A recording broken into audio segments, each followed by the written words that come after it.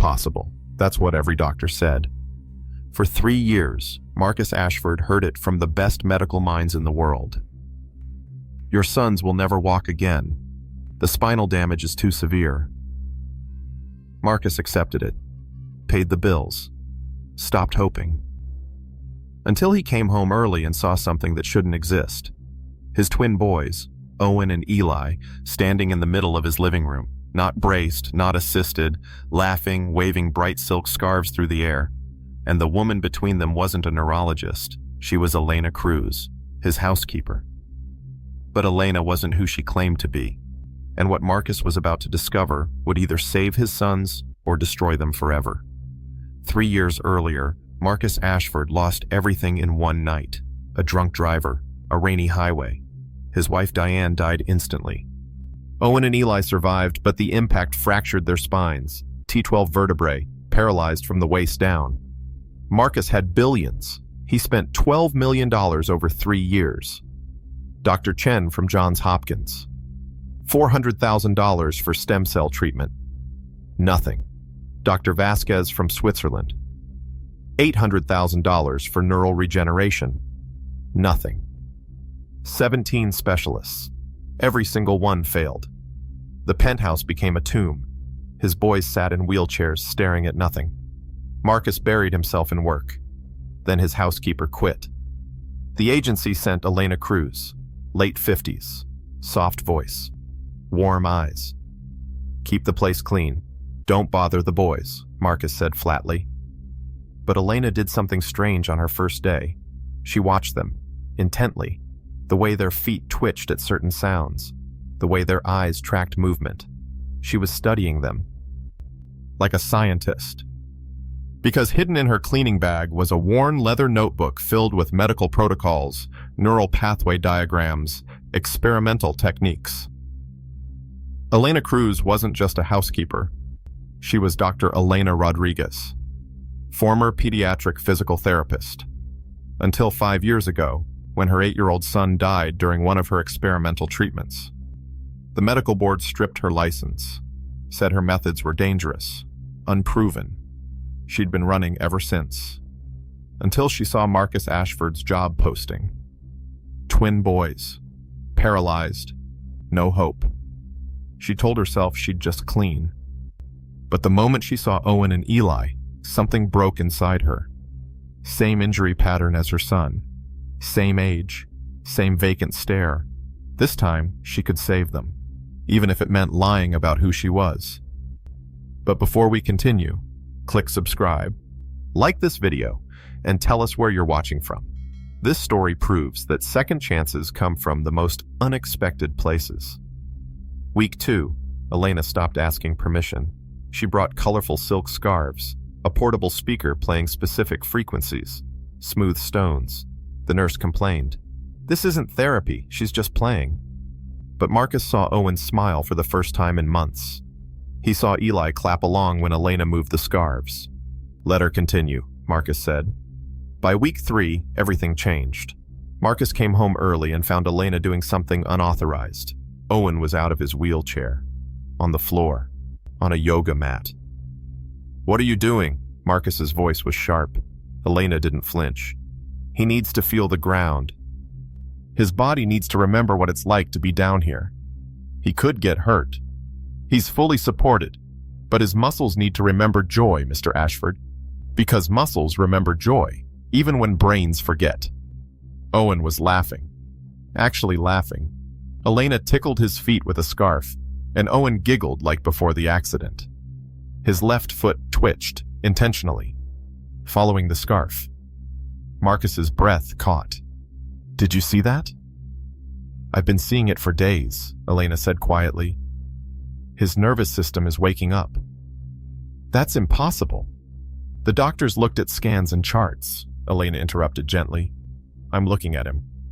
Marcus stared at his son. "Who are you?" Elena hesitated, then pulled out her notebook.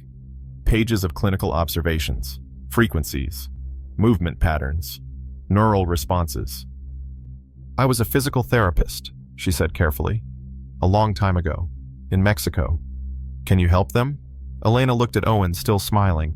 Yes, I think I can. For 3 weeks, Elena worked with the boys daily. Not like therapy, like play. She'd trail scarves across their skin, teaching nerves to remember sensation, play music and watch which frequencies made muscles respond, tell stories while moving their legs in gentle patterns. And slowly, progress happened. Owen could wiggle his toes on command. Eli could flex his ankles. The physical therapist was baffled. Whatever you're doing, keep doing it. Then came the breakthrough. Marcus was in a meeting when his phone rang. The nurse, frantic. "Mr. Ashford, you need to come home, now." His heart stopped. "Are they hurt?" "Just come home. You have to see this." Marcus burst through the door 15 minutes later. Owen and Eli were on the floor, on their knees, supporting their own weight, reaching for scarves Elena held just out of reach. "Come on," Elena said gently. "You can do it." Owen pushed harder. His legs trembled. Then he lifted one knee, shifted his weight, moved forward 6 inches. He'd crawled. Marcus dropped to his knees, sobbing. "How did you do this?" "I didn't," Elena said softly. "He did. His body remembered." That night, Marcus called Dr. Harrison Keats, their primary neurologist. "I need you to see something." Owen moved. He crawled. "That's not possible with his injury." "I know what I saw." The next morning, Dr. Keats arrived with colleagues and a portable MRI scanner. Elena worked the boys through exercises, music, scarves, gentle encouragement. Owen gripped the mat, pushed, crawled 3 feet. Dr. Keats's face went pale. "That's impossible." They spent 3 hours testing, MRI scans, nerve conduction studies. "There's measurable neural regeneration," Keats said, voice shaking. "Pathways are rebuilding. This shouldn't be happening." He looked at Elena. "What exactly have you been doing?" Marcus explained. "The music, the colors, the sensory integration, the joy." Keats's expression grew skeptical. "What you're describing isn't evidence-based medicine. It's folk therapy." "But it's working," Marcus said. "We don't know it's her methods. This could be spontaneous recovery." "You just said spontaneous recovery was impossible." Keats was silent. "I'm submitting these scans to Columbia," he said finally. "We need proper study. Scientific rigor." "No," Marcus said firmly. "I'm not putting my sons through more studies while Elena is here making the impossible possible." Dr. Keats's jaw tightened. "You're making a mistake. It's my mistake to make." 6 weeks later, Owen stood, not kneeling, not supported, standing on his own 2 feet. Marcus ran to him, tears streaming. "How do you feel, buddy?" "Strong, Papa. I feel strong." He stood for 30 seconds before his legs gave out, and Elena caught him. But those 30 seconds changed everything. Dr. Keats brought 4 neurologists the next day. They tested everything. "This is unprecedented," one said, staring at scans. "Nerve regeneration is accelerating, growth patterns that shouldn't be possible." Keats looked at Elena. "Why haven't you published this? Presented it to the medical community?" Elena's expression shifted, guarded. "Because I lost my medical license 5 years ago." The room went silent. "You're not licensed?" Keats's voice was sharp. "Not anymore." "Why not?" Elena looked at Marcus. He nodded. "Because my 8-year-old son died during one of my experimental treatment sessions," she said, voice breaking. "Same injury as Owen and Eli. I pushed too hard. He had a seizure that stopped his heart." She wiped her eyes. "The medical board stripped my license, said my methods were reckless, and I've been running ever since." Dr. Keats stood abruptly. "Mr. Ashford, you're allowing an unlicensed practitioner to experiment on your sons with methods that killed her own child?" "I'm allowing someone who cares about my sons to help them heal," Marcus said evenly. "This is negligence." "My sons are walking!" Marcus shouted. "You said it was impossible. She made it happen." He stood toe-to-toe with Keats. "Elena continues her work. You document the progress, and maybe you'll learn that healing doesn't always follow a textbook. Keats stared at him, then looked at Elena. If I stay, if I continue monitoring, you tell me everything, every technique, because if this is real, other families deserve to know. Elena nodded. Okay. And if I believe the boys are in danger, this stops immediately. Agreed, Marcus said. But 2 days later, everything fell apart. A letter arrived. New York State Child Protective Services. Following a medical welfare report filed by Dr. Raymond Keats, this office must conduct a home assessment. You have 72 hours to demonstrate adequate therapeutic progress, or custody will be transferred to state supervision. Marcus's hands shook. 72 hours, or lose his sons. He found Elena in the kitchen. I need you to make them walk in 3 days. Elena froze. Healing doesn't work on timelines. I don't have time for explanations. 72 hours or I lose them. So whatever you've been doing, do more. Do it faster. Elena's mind raced. She'd done this before. Pushed too hard, rushed the process. And her son died. But if she didn't try, Marcus would lose Owen and Eli forever. Okay, she whispered. I'll try. For 2 days, Elena pushed harder than she ever had. Longer sessions, more intensity, techniques she'd never tried on anyone except her own son. The boys responded. Owen stood for a minute, then 2. Eli took trembling steps holding Elena's hands. Progress was happening. But Marcus felt something was wrong. On day 3, hours before the social worker's visit, he searched Elena's things. In her bag, beneath cleaning supplies, he found it. The leather notebook, page after page of clinical notes, medical terminology, treatment protocols. This wasn't a housekeeper's notebook. This was a doctor's research. He flipped to the front page. Dr. Elena Rodriguez, Pediatric Physical Therapy, Mount Sinai Hospital. Below that, Miguel, final session. Elena appeared in the doorway, face pale. You're a doctor, Marcus said flatly. I was. You lied to me. You experimented on my sons without disclosure. I saved them. Elena's voice broke. Every method worked. You saw it. I saw you manipulate me, use my desperate situation to play doctor after you lost your license. What did you do that was so bad? I lost my son, Elena whispered. Miguel. I tried everything. Pushed too hard, moved too fast. He died during a session, cardiac arrest. Marcus's voice was ice. And you thought you'd try again with my sons? Use them as your redemption project? No, I couldn't walk away. Get out. What? You lied about who you were, used experimental techniques without consent. For all I know, you're putting my sons at risk the same way you did your own child. Get out. But the social worker comes tomorrow. The boys need someone I can trust. That's not you. Elena stood there, tears streaming. Then she picked up her bag and left. The social worker arrived the next morning. Ms. Patricia Chen. Clipboard. Stern expression. She watched the boys for 2 hours. They were quiet. Withdrawn. Without Elena, they'd already started fading. They didn't stand, didn't smile. Mr. Ashford, Dr. Keats's concerns appear valid, Ms. Chen said. I'm recommending temporary state custody. Marcus's heart sank. They were making progress. Where's the therapist who was helping them?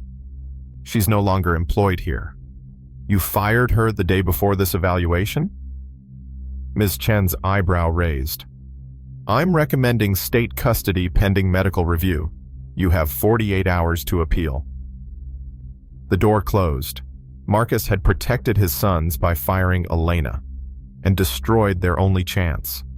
That night, Eli came to his room holding the yellow scarf. Papa, can you call Miss Elena back? My legs forgot how to be strong. They need her to remember. Marcus pulled his son close and broke down completely. Marcus spent the next day searching desperately. Elena Cruz, Elena Rodriguez, Queens. Finally, the agency gave him an address. He climbed 3 flights and knocked. Elena opened the door, shock on her face. I'm sorry, Marcus said immediately. I was wrong about everything. You fired me because I lied. I was afraid. And now? Marcus took a shaky breath. The state is taking my sons. I have until tomorrow. But that's not why I'm here. He stepped closer. I'm here because you didn't use my sons as an experiment. You saved them. And I was so terrified of hoping again that I destroyed the best thing that ever happened to them. Elena's eyes filled with tears. I read your notebook. I know about Miguel. And I'm sorry you lost your son, but that wasn't a crime. That was love. They took everything from me. Then let me give you a chance to get it back, Marcus said. Help me save my sons. Not for me, for yourself. Prove your methods work. Elena grabbed her coat. We need to go, now. They arrived at the penthouse before midnight. We have 16 hours, Elena said. We don't stop until they can walk across that room on their own. At 6 a.m., Elena woke the boys. Miss Elena! Owen threw his arms around her. I came back, Elena said. And today, we're going to do something amazing. For the next 14 hours, Elena pushed harder than ever. Marcus was there for all of it, waving scarves, clapping rhythms, holding the boys steady. But by 11 p.m., the boys still couldn't walk independently. Marcus found Elena in the kitchen, head in her hands.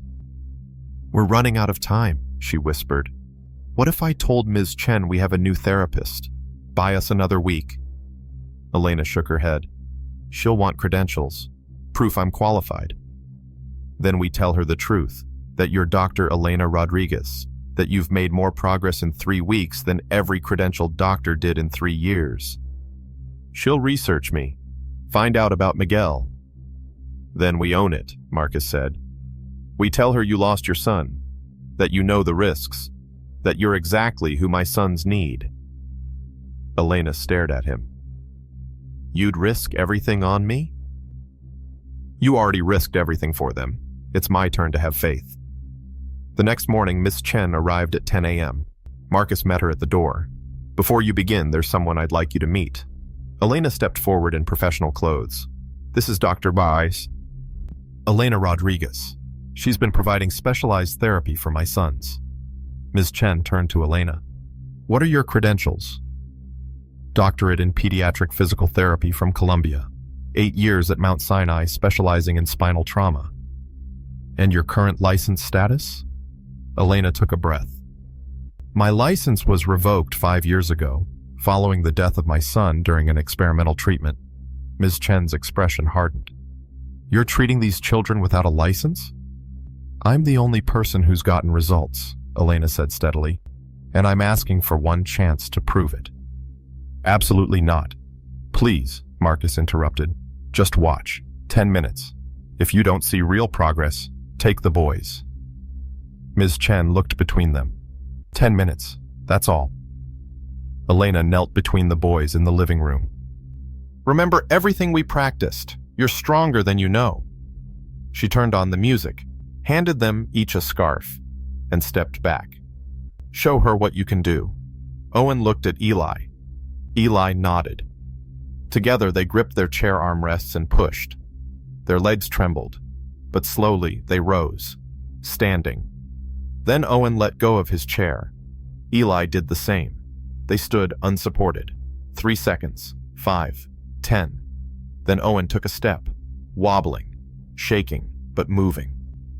Eli followed. 1 step, 2 steps, 3.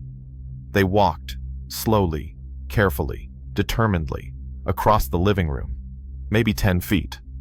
When they reached Elena, she caught them both, tears streaming. You did it, she whispered. Marcus was crying too. Ms. Chen wrote something on her clipboard. I'm recommending continued monitoring, she said, but custody remains with you. Conditional on Dr. Rodriguez's continued involvement. She's not going anywhere, Marcus said. Ms. Chen turned to Elena. I'll be back in 30 days. And Dr. Rodriguez, look into license reinstatement. Talent like yours shouldn't stay buried. She left. Marcus's world felt whole again. 6 months later, the Miguel Rodriguez Foundation for Pediatric Recovery opened its doors. a state-of-the-art facility offering specialized therapy using Elena's methods. Elena had her license back. The medical board voted to reinstate it after reviewing the boys' documented progress. On opening day, Marcus stood beside Elena as she cut the ribbon. Owen and Eli stood nearby. No wheelchairs, no walkers, just two boys who'd learned to run. "What made you start this foundation?" a reporter asked. Elena looked at the boys, at Marcus. "I lost my son 5 years ago, and I thought that was the end of my story, but it wasn't. It was just the beginning of a different one." "What would you say to families who've been told there's no hope?" Elena smiled. "Hope isn't something doctors give you. It's something you choose, every single day, and sometimes miracles happen when you're brave enough to believe." That night, Marcus stood on his penthouse balcony. Inside, Owen and Eli were with Elena, building towers out of blocks. He could hear their laughter. He thought about the man he'd been a year ago, broken, hopeless, and he thought about the choices he'd made. Firing Elena was the worst decision of his life, but finding her again, humbling himself, admitting he was wrong, that was the moment everything changed. Not when the boys walked, but when Marcus finally learned that some things can't be controlled or bought. Some things just have to be believed. Elena walked onto the balcony. "They want you to read them a story." Marcus grinned. "Tell them I'll be right there." As he followed her inside, toward the sound of his son's voices, Marcus understood what wealth really meant. Not the billions in his account, not the penthouse, but this. Laughter in the hallways, scarves on the floor, a woman who refused to give up, and two boys who taught him that miracles don't come from laboratories. They come from showing up, from believing when everyone else has stopped, from love that refuses to quit. Elena had lost her son. Marcus had lost his wife. But together, impossibly, beautifully, they'd built something new. Not a replacement for what was lost, but a second chance. And sometimes, that's all any of us really need. If this story moved you, if it reminded you that second chances are real, that mistakes can be redeemed, and that the people we push away are sometimes the ones we need most, don't leave without connecting with us. At Billionaire Bedtime Stories, we believe transformation happens when pride steps aside and love steps forward. Like this video, subscribe to the channel, and tell us in the comments, what second chance are you grateful for?